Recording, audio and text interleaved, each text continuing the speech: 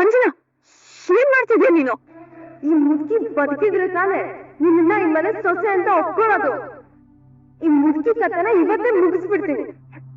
ಅಜ್ಜಿ! ಸಾಯ್ ಸಾಯ್ ಮುದುಕಿ, ಸಾಯ್ ಸಾಯ್ ಸಾಯ್! ಸಾಯ್ ಅಜ್ಜ! ಸಾಯ್ ಸಾಯ್ ಸಾಯ್! What's wrong with you? ಏನಾಗಿದೆ ನಿನ್ಗೆ?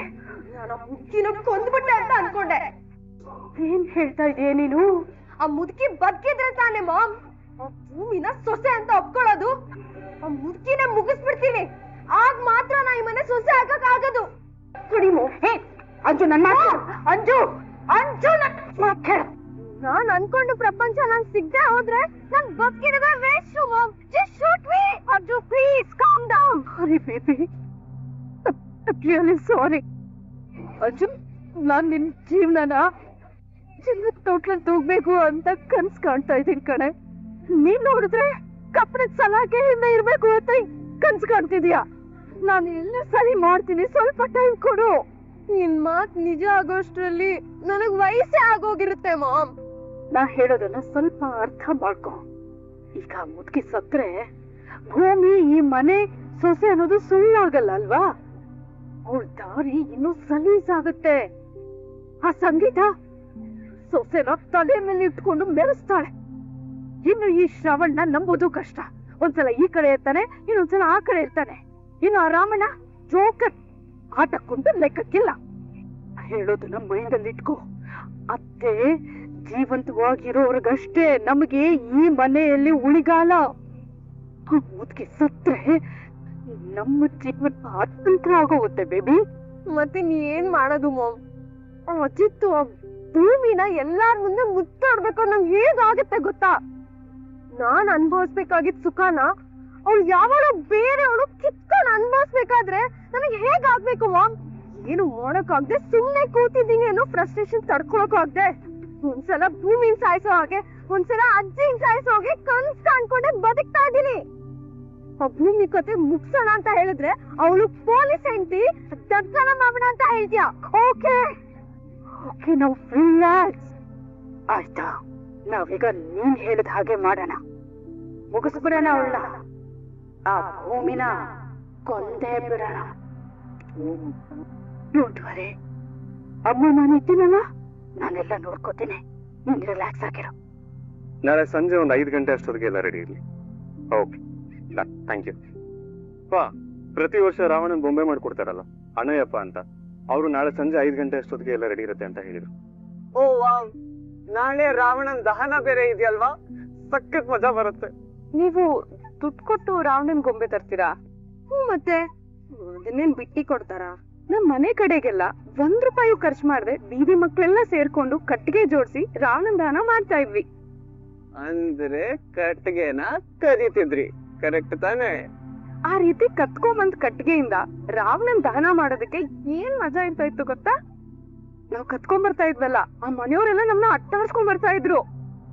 ಅಷ್ಟರಲ್ಲಿ ಆ ರಾವಣನ್ ಗೊಂಬೆ ಉರ್ದು ಭಸ್ಮ ಆಗೋಗ್ತಿತ್ತು. ಆಹಾ, ನಿಮ್ಮಮ್ಮ ಒಬ್ಳು ಕೊಲೆಗಾರ್ತಿ, ನೀನು ಕಳ್ಳಿನಾ? ನಿನ್ಗೆ ಭೂಮಿನ ಕಂಡ್ರೆ ಆಗಲ್ಲ ಅಂತ ಹೇಳಿದ್ರೆ ಸೈಲೆಂಟ್ ಆಗಿರು. ಪದೇ ಪದೇ ಅವಳನ್ನ ಅವಮಾನ ಮಾಡ್ಬೇಕು ಅಂತ ನೋಡಿದ್ರೆ ನಾನ್ ಸುಮ್ನಿರಲ್ಲ. ಅಂಜು, ನೀನ್ ಹಾಗೆ ಮಾತಾಡಿದ್ದು ತಪ್ಪು. ಸಾರಿ ಕೇಳು ಭೂಮಿ ಹತ್ರ. ಸಾರಿ ಕೇಳು ಅಂದೆ. ಸಾರಿ ಭೂಮಿ. ಹಂಗೆ ದೊಡ್ಡವ್ರಾಗ್ತಿದ್ದ ಹಂಗೆ ನಮ್ಮ ಒಳಗಡೆ ಇರೋ ಮಗುನ ಬಲವಂತವಾಗಿ ಬಾಯಿ ಮುಚ್ಚಿಸಿ ದೊಡ್ಡವ್ರ ತರ ನಡ್ಕೊಳಕ್ ಶುರು ಮಾಡ್ತೀವಿ. ಅಂತವ್ರ ಮಧ್ಯೆ ನಮ್ಮ ಅದಕ್ಕೆ ಡಿಫ್ರೆಂಟ್. ನಂಗೂ ನಿಮ್ ಹಾಗೆ ಇರೋ ಆಸೆ ಅದಕ್ಕೆ. ಡಾರ್ಲಿಂಗ್, ನಂಗೊಂದು ಕ್ವೆಶನ್. ಯುದ್ಧದಲ್ಲಿ ಶ್ರೀರಾಮ ರಾವಣನ್ ಸಾಯಿಸಿದ್ರು ತಾನೆ? ರಾವಣನೇ ಸತ್ ಮೇಲೆ ಅವನ್ ಗೊಂಬೆನ ಸುಡೋದ್ ಯಾಕೆ? ತುಂಬಾ ಒಳ್ಳೆ ಪ್ರಶ್ನೆ. ರಾವಣ ಅಂದ್ರೆ ಬರೀ ರಾವಣನ್ ದೇಹ ಅಲ್ಲ. ಕಂಡೋರ್ ವಸ್ತುಗೆ, ಕಂಡೋರ್ ಆಸ್ತಿಗೆ, ಕಂಡೋರ್ ಹೆಂಡತಿಗೆ ಆಸೆ ಪಡೋ ದುರಾಸೆ ಗುಣ ಇದೆಯಲ್ಲ, ಅದೇ ನಮ್ ಒಳಗಿರೋ ರಾವಣ. ನಮ್ ಒಳಗಡೆ ಇರೋ ಆ ರಾವಣನ ಸುಡ್ಬೇಕು ಅಂತ ಉದ್ದೇಶ ಅಷ್ಟೇ. ಒಂದು ಸಲ ಸುಟ್ಟಿದ್ದು ಇನ್ ಯಾವತ್ತು ಚಿಗ್ರಲ್ಲ. ಅದಕ್ಕೆ ರಾವಣನ್ ಬೊಂಬೆನ ಸುಡೋದು. ಆಹಾ, ನಮ್ ದೊಡ್ಡವರು ಇದ್ರಲ್ಲೂ ಎಂತ ಸೂಪರ್ ಲಾಜಿಕ್ ಇಟ್ಟಿದಾರಲ್ಲ. ಸುಟ್ರೆ ಮತ್ತೆ ಚಿಗುರಲ್ಲ. ಥ್ಯಾಂಕ್ಸ್ ಸಂಗೀತ. ನಿನ್ ಸೊಸೆನ ಹೇಗ್ ಮುಗಿಸ್ಬೇಕು ಅಂತ ನೀನೇ ಐಡಿಯಾ ಕೊಟ್ಟಿದ್ದಕ್ಕೆ. ಮಾಮ್, ಭೂಮಿ ಫೇವ್ರೆಟ್ ಹೂವನ್ನ ಯಾಕೆ ಸುಡ್ತಾರೆ ತಾವು? ಸುಟ್ರೆ ಮತ್ತೆ ಚಿಗುರಲ್ಲ ಅಂತ ಯಾರೋ ಹೇಳಿದ್ರು, ಅದಕ್ಕೆ ಕನ್ಫರ್ಮ್ ಮಾಡ್ಕೋತಾ ಇದ್ದೀನಿ. ಆ ಭೂಮಿ ಕಥೆನ ಮುಗಿಸೋಕೆ ಒಂದು ಪರ್ಫೆಕ್ಟ್ ಪ್ಲಾನ್ ರೆಡಿ ಮಾಡ್ತಾ ಇದ್ದೀನಿ. ನಾಳೆ ದಸರಾ, ರಾವಣನ್ ದಹನ ತುಂಬಾ ಗ್ರ್ಯಾಂಡ್ ಆಗೇ ನಡೆಯುತ್ತೆ ಈ ಮನೆ. ಆ ರಾವಣನ್ ಜೊತೆ ಈ ಸಲ ಭೂಮಿನೂ ದಹನ ಮಾಡಿದ್ರೆ, ಅಂದ್ರೆ ನಾಳೆ ನಮ್ಮ ಪಾಲಿಗೆ ಭೂಮಿ ದಹನ. ನನಗೆ ನಿಜವಾದ ದಸರಾ. ಅಚ್ಚಾ, ಇಷ್ಟೊಂದು ಎಕ್ಸ್ಟ್ರೀಮ್ ಲೆವೆಲ್ಗೆ ಹೋಗೋ ಅಗತ್ಯ ಇದೆಯಾ? ಅಲ್ಲ, ನೀವೇ ಹೇಳೋ ತರ ಇಬ್ಬಿಬ್ರು ಪೊಲೀಸ್ ಆಫೀಸರ್ ಇರೋ ಮನೆ ಇದು. ಭೂಮಿನ ಸಾಯಿಸ್ದಲ್ಲೂ ಹೊರಗಡೆ ಹಾಕ್ಬೋದಲ್ಲ ಈ ಮನೆಯಿಂದ? ಬರೀ ಈ ಮನೆಯಿಂದ ದೂರ ಮಾಡಿದ್ರೆ ನನ್ನ ಸಮಸ್ಯೆ ಬಗೆಹರಿಯಲ್ಲ. ಲೋಕದಿಂದಾನೇ ಎತ್ತಂಗಡಿ ಮಾಡ್ಬೇಕು ಅಂತ ನಿರ್ಧಾರ ಮಾಡಿದ್ದೀನಿ. ಆ ಭೂಮಿ ಹತ್ರ ನನ್ನ ಡೈಮಂಡ್ ನೆಕ್ಲೆಸ್ ಸಿಕ್ಕಾಕೊಂಡಿದೆ. ಅವಳಿಗೀಗ ಅವಳು ಹೆತ್ತವ್ರನ್ನ ಹುಡುಕ್ಬೇಕು ಅನ್ನೋ ಆಸಕ್ತಿ ಹುಟ್ಕೊಂಡಿದೆ. ಆ ಆಸಕ್ತಿ ಹೆಚ್ಚಾಗಿ ನಾಳೆ ದಿನ ಅದನ್ನ ಅಜಿತ್ ತೋರಿಸಿದ್ರು ಆಶ್ಚರ್ಯ ಇಲ್ಲ. ಅಜಿತ್ಗೆ ಆ ಭೂಮಿ ಹತ್ರ ಇರೋ ನೆಕ್ಲೆಸ್ ನಿನ್ನೆ ಅಂತ ಗೊತ್ತಾಗ್ಬಿಟ್ರೆ ಅವಳು ಬರೀ ಮನೆ ಸೊಸೆ ಅಲ್ಲ, ಮಗಳು ಅಂತಾನೆ ಗೊತ್ತಾಗೋಗುತ್ತೆ. ಆ ಮಗಳು ಇಷ್ಟು ದಿನ ಅಜ್ಞಾತ ವಾಸದಲ್ಲಿ ಇದ್ದುದಕ್ಕೆ ಕಾರಣ ನಾನೇ ಅನ್ನೋದು ಗೊತ್ತಾಗೋಗುತ್ತೆ. ಆಗ ನಾನು ನನ್ನ ಮಗಳು no no no no no ಅದು ಕಲ್ಪನೆ ಮಾಡ್ಕೊಳಕ್ಕೂ ಆಗಲ್ಲ ನನಗೆ. ಅದಕ್ಕೆ ಅವಳ ಜೊತೆ ನನ್ನ ಸೀಕ್ರೆಟ್ ಸುಟ್ಟು ಹೋಗ್ಬೇಕು. ಬಿರು ಬೇಸಿಗೆಯಲ್ಲಿ ಸೂರ್ಯ ಭೂಮಿನ ಸುಡೋ ಹಾಗೆ ನಾವು ಆ ಭೂಮಿನ ಸುತ್ತ ಹಾಕೋಣ. ಇದು ನಮ್ಮ ಫೈನಲ್ ಅಟೆಂಪ್ಟ್ ಆಗಿರುತ್ತೆ. ಅಶ್ವಿನಿ, ನೀನೇನ್ ಮಾಡ್ಬೇಕು ಅಂದ್ರೆ, ಗಾಟ್ ಇಟ್? ಓಕೆ.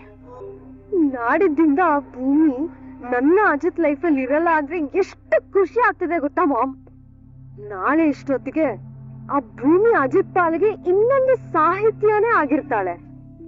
ನಾಳೆ ಇಷ್ಟೊತ್ತಿಗೆ ಅಜಿತ್ ಆ ಭೂಮಿ ಫೋಟೋಗೆ ಇದೇ ತರ ಹಾರನ ಹಾಕ್ತಾ ಇರ್ತಾಳೆ. ಭೂಮಿ, ಅಜಿತ್ ಫೋಟೋನ್ ಯಾಕೆ ಗೊಂಬೆಗಳ ಮಧ್ಯೆ ಇಟ್ಟಿದ್ಯಾ? ಇವತ್ತು ಸೀತಾ ಮಾತೆನ ಅಪಹರಣ ಮಾಡಿದ ರಾವಣನ್ನ ಶ್ರೀರಾಮ ದೇವ್ರು ಕೊಂದು ಆ ಸೀತಾ ಮಾತೆನ ಕಾಪಾಡಿದ ದಿವ್ಸ ಅಲ್ವಾ ಅತ್ತೆ? ನನ್ನ ಪಾಲಿಗೆ ರಾಮ ಇವ್ರೆ. ಲಾರ್ಡ್ಸ್ ವಿಷಯದಲ್ಲಿ ನನ್ ಬಗ್ಗೆ ಸುಳ್ಳು ಹೇಳಿ ನನ್ನ ಹೆಸರನ್ನ ಕೆಡಿಸಿ ಜೈಲಿಗೆ ಕಳಿಸ್ತಾ ಇದ್ದವರಿಂದ ನನ್ನ ಬಚಾವ್ ಮಾಡಿ ಮನೆಗ್ ವಾಪಸ್ ಕರ್ಕೊಂಡ್ ಬಂದ್ ನನ್ನ ಪಾಲಿನ ದೇವ್ರಿವ್ರು. ಅದಕ್ಕೆ ಅತ್ತೆ, ಈ ದೇವ್ರಗಳ ಜೊತೆ ನನ್ ದೇವ್ರನ್ನ ಇಟ್ಟು ಪೂಜೆ ಮಾಡ್ಬೇಕು ಅನ್ನಿಸ್ತು, ಅದಕ್ಕೆ ಇಟ್ಟೆ. ಭೂಮಿ, ಗಂಡನ್ ಕಂಡ್ರೆ ಅದೆಷ್ಟು ಭಕ್ತಿ ನಿನಗೆ? ಈಗಿನ ಕಾಲದಲ್ಲಿ ನಿನ್ನಂತವಳನ್ನ ದುರ್ಬೀನ್ ಹಾಕೊಂಡ್ ಹುಡ್ಕೋದ್ರು ಸಿಗಲ್ಲ. ತುಂಬಾ ಸಂತೋಷ ಆಯ್ತು. ಅದಕ್ಕೆ ಹಿಂದಿನ ಕಾಲದಲ್ಲಿ ಗಂಡಂದ್ರ ಮೇಲೆ ಇಷ್ಟೊಂದು ಫೀಲಿಂಗ್ ಇಟ್ಕೊಂಡಿರೋ ಹೆಂಡತಿರಿದ್ರು ಅಂತ ಅಜ್ಜಿ ಹೇಳ್ತಿದ್ ಕಥೆಯಲ್ಲಿ ಕೇಳಿದ್ ನೆನ್ಪಿದೆ ನಂಗೆ. ನಿಮ್ಮನ್ನ ಈ ಕಣ್ಮುಂದೆ ನೋಡ್ತಾ ಇದ್ದೀನಿ. ಹೌದಪ್ಪ ಅಜಿತ, ನೋಡ್ದೇನಾ? ನೀನು ಭೂಮಿನ ಕೈ ಹಿಡಿಯೋದಕ್ಕೆ 7 ಜನ್ಮದ ಪುಣ್ಯ ಮಾಡಿರ್ಬೇಕು. ನಾನು ನಿನ್ ಪಾಲಿನ ರಾಮ ಆದ್ರೆ ನನ್ನ ಪಾಲಿನ ಸೀತೆ ನೀನು. ಈ ರಾಮ ಯಾವತ್ತೂ ಒಂಟಿಯಾಗಿರ್ಬಾರ್ದು. ಈ ರಾಮನ್ ಪಕ್ಕದಲ್ಲಿ ಈ ಸೀತೆ ಇರಲೇಬೇಕು. ಮನುಷ್ಯನ ಯಾವತ್ತು ದೇವ್ರಿಗೆ ಹೋಲಿಸ್ಬಾರ್ದು. ಮನುಷ್ಯತ್ವ ಇರುವಂತ ಮನುಷ್ಯನಾಗಿದ್ರೆ ದೇವ್ರೆ, ಮನುಷ್ಯ ನಿಮಿಷ. ಈ ಸೀತೆ ಈ ರಾಮನ್ ಪಕ್ಕ ಇದ್ರೇನೆ ಚಂದ. ಇವತ್ತೊಂದು ದಿನ ಅಷ್ಟೇ, ಜೀಲೆ ಅಪ್ನೆ ಜಿಂದಗಿ. ನಾಳೆಯಿಂದ ಅಜಿತ್ಗೆ ನಾನೇ ಅರ್ಧಾಂಗಿ. ಪೂಜೆ ಮಾಡ್ಬೋದ? ಭೂಮಿ, ನೀನು ಪೂಜೆ ಮಾಡು. ಮನೇಲಿ ಇವತ್ತು ದಸರಾ ಹಬ್ಬ ತುಂಬಾ ಚೆನ್ನಾಗಾಯ್ತು, ಖುಷಿ ಆಯ್ತು. ಆ ದಸರಾ ಗೊಂಬೆಗಳು, ಆ ಗೊಂಬೆಗಳ ಮಧ್ಯ ನೀನು, ಭೂಮಿ. ಈ ಸಾಹಿತ್ಯ ನನ್ನ ಕನಸಲ್ಲಿ ಬಂದಿದ್ರು ಸತ್ಯಣ್ಣ. ಸಾಹಿತ್ಯ ನಿಂತಿದ್ದ ಜಾಗದಿಂದ ಹಿಂದೆ ಹೋಗ್ತಾನೆ ಇದ್ಲು. ಆ ಜಾಗಕ್ಕೆ ಭೂಮಿ ಸಾಹಿತ್ಯ ತರನೇ ವೇಷ ಹಾಕೊಂಡು ಸಾಹಿತ್ಯ ಇದ್ದ ಜಾಗಕ್ಕೆ ಬರ್ತಿದ್ಲು. ನನಗೆ ಏನಾಗ್ತಿದೆ ಅಂತಾನೆ ಗೊತ್ತಾಗ್ತಿಲ್ಲ ಸತ್ಯಣ್ಣ. ಒಂದ್ ಕಡೆ ತುಂಬಾ ಸಂತ ಆಗುತ್ತೆ, ಇನ್ನೊಂದ್ ಕಡೆ ಏನೋ ಗೊತ್ತಿಲ್ಲದೆ ಇರೋಂತ ಖುಷಿ, ಭಯ, ಏನ್ ನಡೀತಾ ಇದೆ ಅಂತಾನೆ ಗೊತ್ತಾಗ್ತಿಲ್ಲ, ಆದ್ರೆ ನನಗೆ ಗೊತ್ತಾಗ್ತಿದೆ. ಸಾಹಿತ್ಯ ನಿನ್ಗೇನೋ ಅರ್ಥ ಮಾಡ್ಸೋಕ್ ಬಂದಿದ್ದಾಳೆ ಅನ್ಸುತ್ತೆ. ಅರ್ಥ ಆಯ್ತಾ? ಏನ್ ಹೇಳ್ತೀರಾ ಅಂತ ಅರ್ಥ ಆಗ್ತಿಲ್ಲ ನಂಗೆ. ಅಂದ್ರೆ ಸಾಹಿತ್ಯ ತನ್ನ ಸ್ಥಾನನ ಭೂಮಿಗೆ ಬಿಟ್ಟುಕೊಡ್ತಿದ್ದಾಳೆ ಅಂತ ಅರ್ಥ.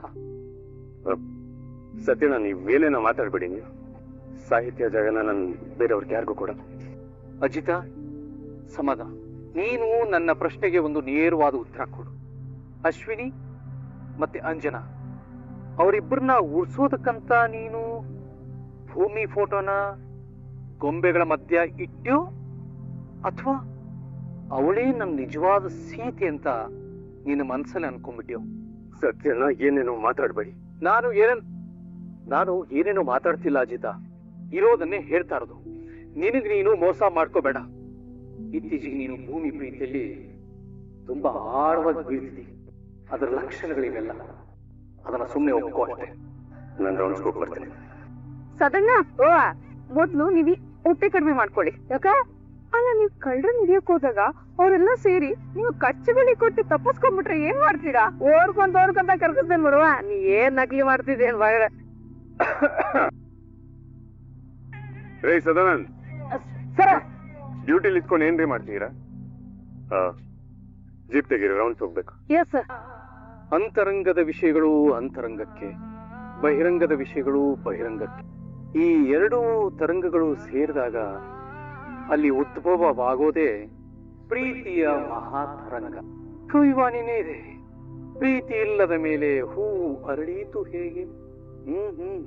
ಬಾಡಿದ ಮರದಲ್ಲಿ ಹೂವು ಅರಳುತ್ತಿದೆ, ವಸಂತ ಕಾಲ ಮರಕಳಿಸುತ್ತಿದೆ. ಸಾಹಿತ್ಯ, ನನ್ನ ಮುದ್ದು ತಂಗಿ, ಈ ನನ್ನ ಅಜಿತ ಭೂಮಿನ ಸದಾ ಪ್ರೀತಿಯಲ್ಲಿ ಬೆಚ್ಚಗೇಳು, ಭದ್ರವಾಗಿ. ಸತ್ಯನ ಮಾಮ್, ಕೆಳಗಡೆ ರಾವಣನ ದಹನಕ್ಕೆ ಎಲ್ಲಾ ಅರೇಂಜ್ಮೆಂಟ್ಸ್ ನಡೀತಾ ಇದೆ. ನಾಳೆ ಇಷ್ಟೊತ್ತಿಗೆ ಆ ಭೂಮಿ ಭೂಗತ ಆಗೋಗಿ ದಿವಂಗತ ಆಗೋಗಿರ್ತಾಳೆ. ಅವಳ ಫೋಟೋ ಮುಂದೆ